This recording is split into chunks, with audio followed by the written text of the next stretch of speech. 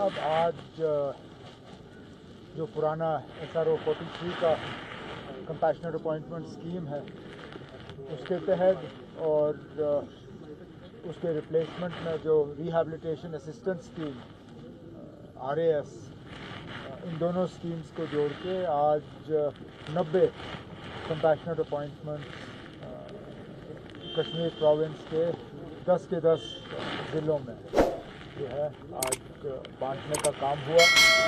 ये सिलसिला चलता आया है और हुकूमत बनने के बाद कोशिश की गई है कि इसमें तेज़ी लाई जाए, क्योंकि ये हमारा फ़र्ज़ है। ये अपॉइंटमेंट किसी के ऊपर एहसान नहीं है। हमारे कुछ कीमती साथी अपने सर्विस पीरियड के दौरान इस दुनिया से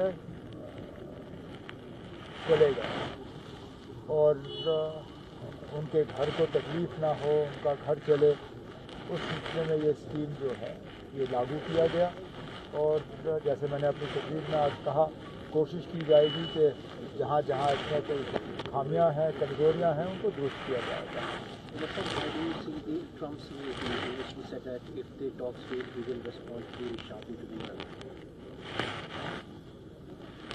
मैंने पिछले दिनों कहा कि अमेरिका के सदर साहब के बयानों का पता ही नहीं चलता। मुझे लगता है उनको खुद भी पता नहीं है वो कर क्या रहे हैं। सुबह उठ के एक बात करते हैं, दोपहर को दूसरी बात, शाम को तीसरी बात।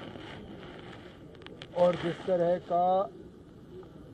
तरह की ज़बान, जिस तरह का लैंग्वेज वो इस्तेमाल करते हैं,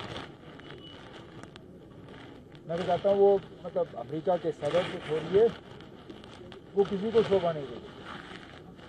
हमको याद करना चाहिए कि वो अमेरिका के सदर हैं।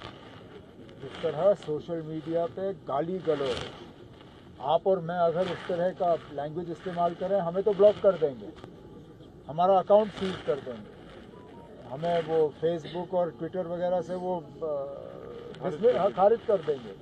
अब ये अमेरिका के सदर हैं, क्योंकि सदर हैं, डरते हैं लोग इससे, इसके खिलाफ कोई कार्रवाई नहीं। और बार बार धमकी देना क्या?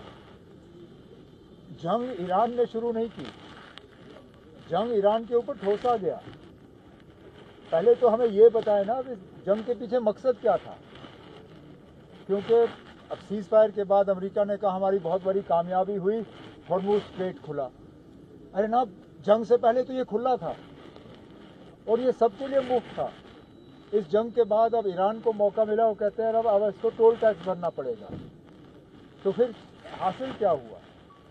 और इस सीज़ फायर के लिए आप हालात पैदा करिए, थोड़ा सा इजराइल पे थोड़ा सा काबू करें।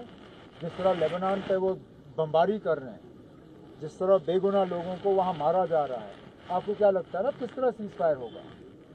तो चलिए, हम यहाँ तक पहुँचे, बड़ी अच्छी बात है। लेकिन ये सीज़ फायर अगर कामयाब ना रहा, इसके पीछे ईरान का कसूर या किसी और का कसूर नहीं होगा, सिर्फ और सिर्फ इजराइल का कसूर होगा। तो मुझे लगता है अमेरिका को थोड़ा सा इजराइल पे अब कंट्रोल करना होगा। साहब, कांग्रेस ने बोला कि जो फॉरेन पॉलिसी है इंडिया की वो फेलियर है, क्योंकि पाकिस्तान ने नेगोशिएशन करा। अब फेलियर या सक्सेस में उसमें नहीं जाऊंगा, लेकिन ये तो हमें मान के चलना होगा कि पाकिस्तान ने वो किया जो बाकी नहीं कर सके। मेरा अपना मानना है कि कहीं ना कहीं हमारे जो इजराइल के साथ ताल्लुकात हैं वो हमारी थोड़ी सी कमज़ोरी बनी, क्योंकि जैसे मैंने कहा ये जंग सिर्फ इजराइल को चाहिए था। और शायद अगर हम इतना इजराइल के करीब नहीं होते तो शायद हिंदुस्तान वो कर सकती थी जो पाकिस्तान ने किया, क्योंकि हमारे अच्छे ताल्लुकात हैं अमेरिका के साथ भी, ईरान के साथ भी। मुझे लगता है ये मेरी ज़ाती सोच है कि हम ये रोल इसलिए अदा नहीं कर सके क्योंकि हमारे इजराइल के साथ ताल्लुकात कुछ ज़्यादा करीब के हैं।